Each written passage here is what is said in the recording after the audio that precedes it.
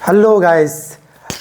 तो आज का हमारा टॉपिक है, क्या आपको भी अपना बिजनेस ऑनलाइन के थ्रू लेके जाना है? तो अगर आपको लेकर जाना और आपको टैक्स रिलेटेड प्रॉब्लम्स नहीं समझ में आ रही है तो उसमें मैं आपको गाइड कर सकता हूँ।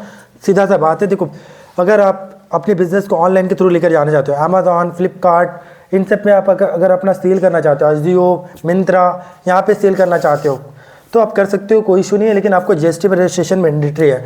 आपको जीएसटी पर रजिस्ट्रेशन लेना ही लेना पड़ेगा, मैंडेट है। चाहे आप सेल 10 रुपये का करो, 100 रुपये का करो, 200 रुपये का करो, कोई भी मैटर नहीं करता। आपको वहाँ पर बिना रजिस्ट्रेशन का सेल करने नहीं मिलेगा। तो अगर इन सारे मार्केट प्लेस पे अगर आपको बेचना है तो आपको जीएसटी का रजिस्ट्रेशन लेना कंपलसरी है।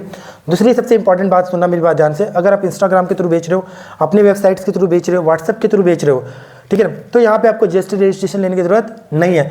लेकिन यहाँ पे आपका लिमिट है। अगर आप गुड्स बेच रहे हो और आपका लिमिट, मतलब आपको ऑप्शनल है यहाँ पे, आपको ऐसे मैंडेटरी नहीं है। इंस्टाग्राम, वेबसाइट्स, अपनी वेबसाइट्स के थ्रू बेचना या व्हाट्सएप के थ्रू बेचना ऑप्शनल है।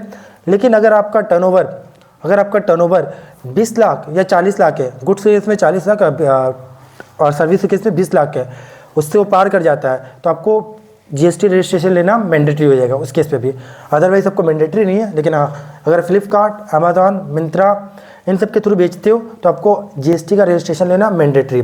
अब रहा सवाल, कुछ इंपॉर्टेंट बात है, सुनना मेरी बात ध्यान से। एक बार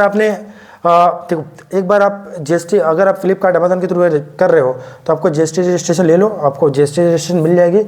जैसे ही मिल जाएगी, आप हर एक बिल में आप क्या करना, अपना GSTN नंबर डालना, प्लस रेसिपिएंट अगर दे रहा है तो रेसिपिएंट का भी डालना पड़ेगा आपको, मतलब बायर का भी डालना पड़ेगा। कुछ और इंपॉर्टेंट बात है, जो ई कॉमर्स ऑपरेटर होते हैं ना, ई कॉमर्स ऑपरेटर, जब आप सेल करोगे ना तो ई कॉमर्स ऑपरेटर पता है आपसे एक अमाउंट काट कर आपको पे करेगी। इट मीन्स अगर मान लो आप 10,000 का सेल करते हो, कितना के सेल करते हो, 10,000 का, तो e commerce operator Amazon, Flipkart आपसे 1% का TCS काट लेगी, ठीक है ना। मान लो 10,000 का सेल किया तो 1% का TCS कितना हो गया, 100 रुपया, और आपको वो कितना देगी, 9,900 रुपये देगी। और ये 100 रुपये जो ई कॉमर्स ऑपरेटर ने आपसे काटा है ना, इसको आप क्लेम कर सकते हो। इसको आप क्या कर सकते हो, क्लेम कर सकते हो। तो कोई बात नहीं है, तो आप इसको क्लेम भी कर सकते हो। 100 रुपये आप क्लेम इजीली कर सकते हो, तो ऐसा कोई इशू नहीं है। क्लियर है? तो अब रहा सवाल कि आपने जीएसटी रजिस्ट्रेशन ले लिया, ई कॉमर्स ऑपरेटर में अपना बिजनेस कर रहे हो, ऑनलाइन बिजनेस स्टार्ट कर दिया, तो आपको मंथली रिटर्न भी डालना पड़ेगा। यूजुअली देखो, जनरली मंथली डालना पड़ता है, बट कुछ केसेस में आप क्वार्टरली रिटर्न डाल सकते हो।